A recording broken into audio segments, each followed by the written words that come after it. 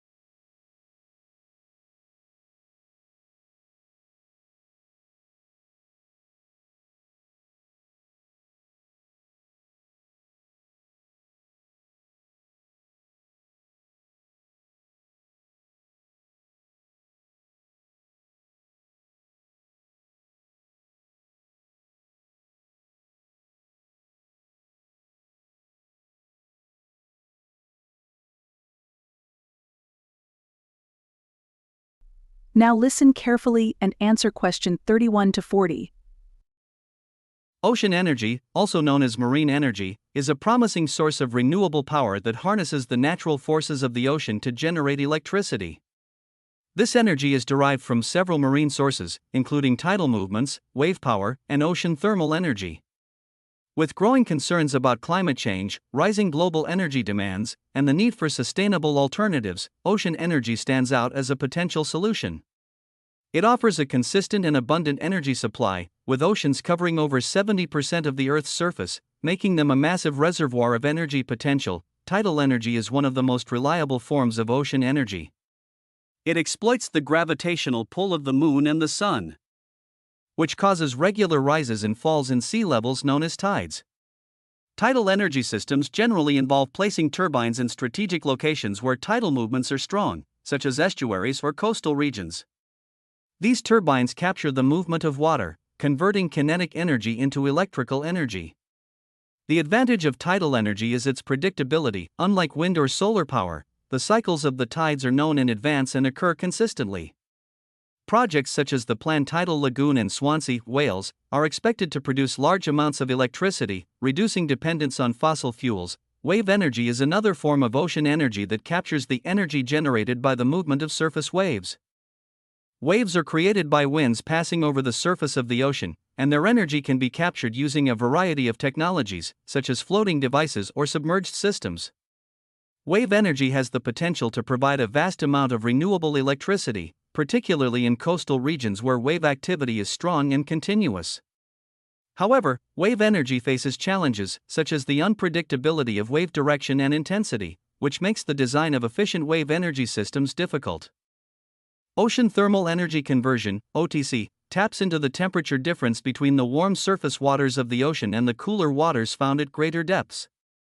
This temperature differential drives a heat engine, which generates electricity. OTEC is particularly suited to tropical regions where surface temperatures are high and there is a strong thermal gradient. Though the technology has enormous potential, it is still in the early stages of development, with concerns about cost-effectiveness and environmental impact. While ocean energy offers numerous advantages, including sustainability and reducing greenhouse gas emissions, it is not without its challenges. Environmental concerns such as the disruption of marine ecosystems, the impact on fish migration, and the buildup of silt in tidal and wave energy systems must be addressed.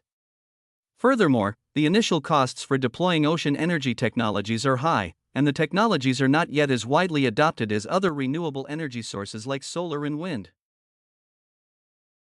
That is the end of section 4. Now, you have half a minute to check your answers.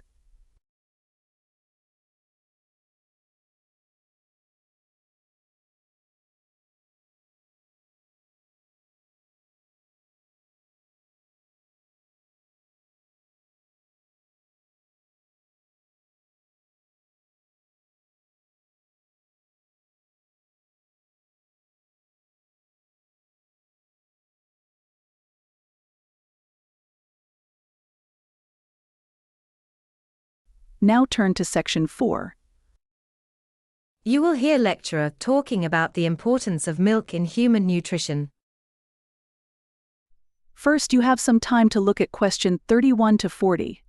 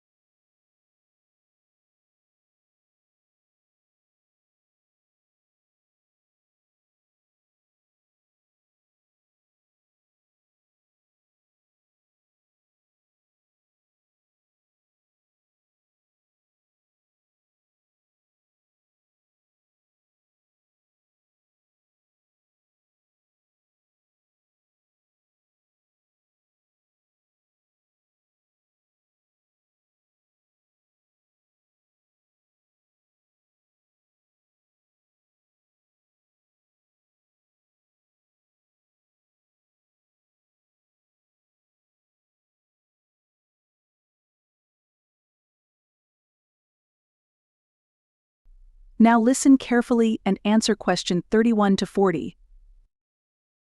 Good morning, everyone. Today, we will explore the fascinating topic of milk and its essential role in human nutrition. Milk, often referred to as nature's perfect food, has been consumed by humans for thousands of years, and its significance in our diets cannot be overstated. What is the composition of milk? Milk is a complex liquid containing a variety of nutrients. The primary components include water, carbohydrates, fats, proteins, vitamins, and minerals. Approximately 87% of milk is water, which aids in hydration. The carbohydrates present are primarily in the form of lactose, which provides energy. The fat content varies, and whole milk typically contains about 3.25% fat, while skim milk contains less than 0.5%. Proteins found in milk are essential for various bodily functions, including growth and repair. The two major types of proteins in milk are casein and whey. Casein constitutes about 80% of the protein content in cow's milk, forming curds during cheese production, while whey is the liquid portion that remains. Both types are considered high-quality proteins due to their complete amino acid profiles. Let's look at the nutritional benefits. Milk is rich in essential nutrients that are vital for maintaining good health. It is a significant source of calcium, crucial for developing and maintaining strong bones and teeth. Calcium is particularly important for children, adolescents, and the elderly, as they are at greater risk for bone-related issues. Additionally, milk is fortified with vitamin D, which helps enhance calcium absorption. Apart from calcium and vitamin D, milk provides other essential nutrients, including phosphorus, potassium, and several B vitamins, such as riboflavin and vitamin B12. These nutrients play critical roles in energy production, immune function, and overall metabolic processes. What are the health considerations? Despite its numerous benefits, some individuals experience lactose intolerance, leading to difficulties in digesting lactose, the sugar found in milk. Symptoms may include bloating, gas, and diarrhea. For these individuals, lactose-free milk options and plant-based alternatives, such as almond or soy milk, can be excellent substitutes, often fortified to ensure they contain similar nutritional profiles. That is the end of section 4. Now, you have half a minute to check your answers.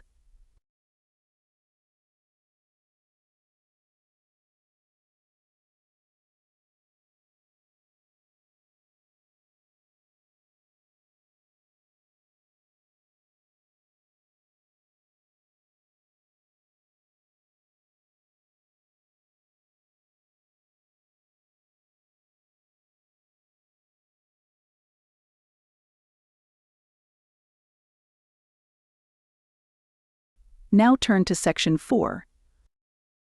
You will hear lecturer talking about the ethics of space exploration and resource utilization. First, you have some time to look at question 31 to 40.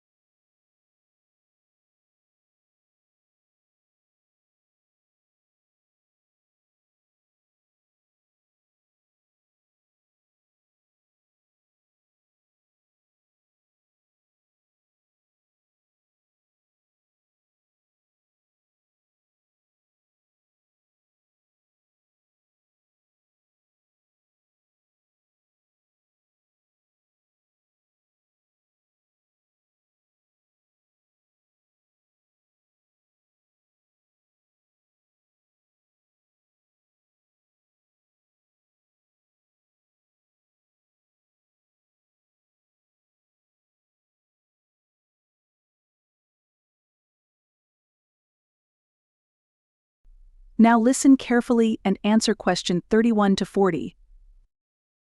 Space exploration has long been a symbol of human curiosity and technological achievement, pushing the boundaries of what we know about the universe. However, as space exploration advances, particularly with the growing interest in resource utilization from celestial bodies like the Moon, Mars, and asteroids, ethical questions arise. The pursuit of resources in space must be guided by principles that ensure responsible and equitable use, prevent environmental degradation, and protect the rights of all nations and future generations. One of the primary ethical concerns is the ownership and exploitation of space resources. The Outer Space Treaty of 1967, a cornerstone of space law, establishes that space and celestial bodies are the province of all humankind and cannot be claimed by any one country. However, with private companies now involved in space mining and resource extraction, there is a pressing need to clarify the legal and ethical boundaries of resource utilization. Should space resources be considered the common heritage of all, or will they be controlled by those with the technology and financial resources to access them? This issue raises concerns about the potential for a new space-based economic inequality, where only a few countries or corporations benefit while others are left behind.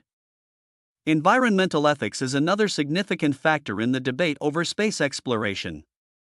Just as humanity has struggled with the environmental impacts of industrialization on Earth, the prospect of space mining brings up questions about the potential harm to other planets and celestial bodies.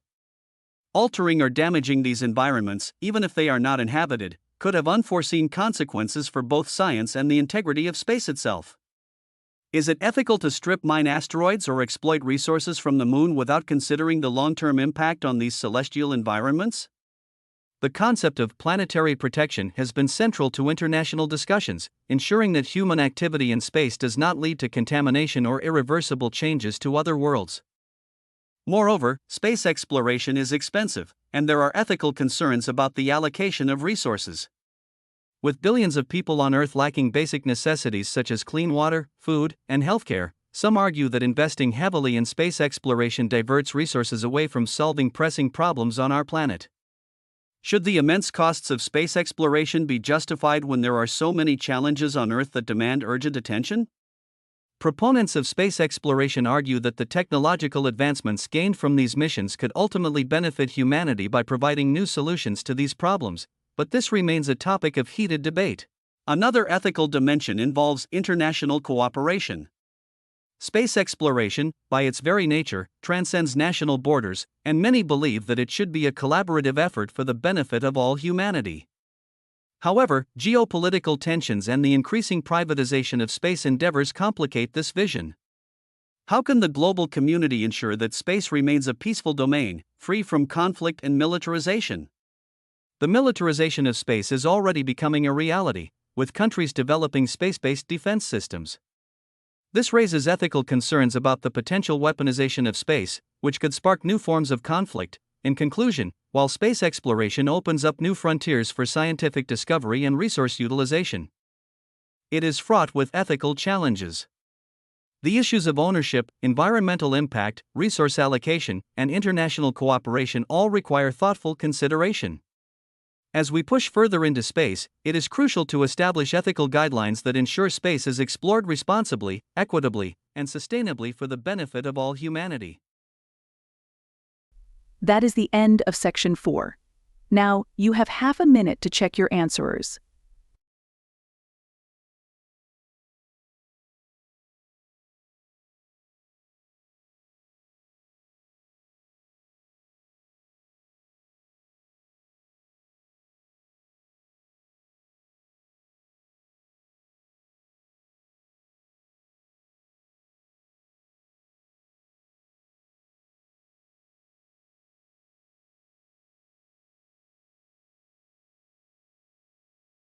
Now turn to section 4. You will hear lecturer talking about the growing importance of social media marketing. First, you have some time to look at question 31 to 40.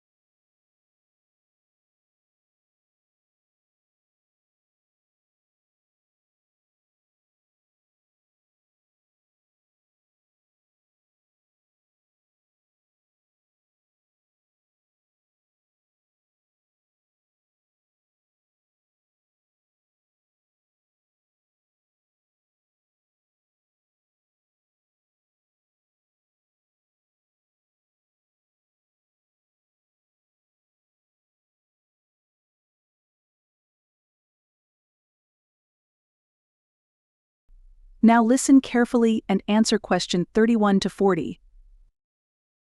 In today's digital age, social media marketing has become an essential tool for businesses, brands, and individuals looking to establish a strong online presence. With billions of users active on platforms such as Facebook, Instagram, Twitter, LinkedIn, and TikTok, businesses can connect with their target audiences more effectively than ever before. The rapid growth of internet access and mobile technology has made social media a powerful marketing channel that offers numerous benefits. One of the key advantages of social media marketing is its cost-effectiveness. Unlike traditional advertising methods such as television commercials or newspaper ads, social media allows businesses to promote their products at a lower cost while reaching a wider audience. Companies can also leverage targeted advertising to focus on specific demographics, ensuring their marketing campaigns reach the right people. Another important factor is engagement and customer interaction. Social media provides a direct way for businesses to communicate with their audience, respond to inquiries, handle complaints, and build relationships. Through strategies like content marketing, influencer partnerships, and interactive campaigns, brands can increase customer loyalty and trust. Moreover, social media marketing offers valuable data analytics and insights. Businesses can track customer behavior, preferences, and engagement levels in real time, allowing them to refine their strategies for better results. This data-driven approach helps companies create personalized experiences for their customers, making their marketing efforts more effective. As social media continues to evolve, businesses that fail to adapt risk falling behind their competitors. Whether through viral campaigns, video marketing, or influencer collaborations, companies must embrace social media as a critical part of their marketing strategy. In a world where digital communication dominates, social media marketing is no longer an option, it is a necessity. That is the end of section 4. Now, you have half a minute to check your answers.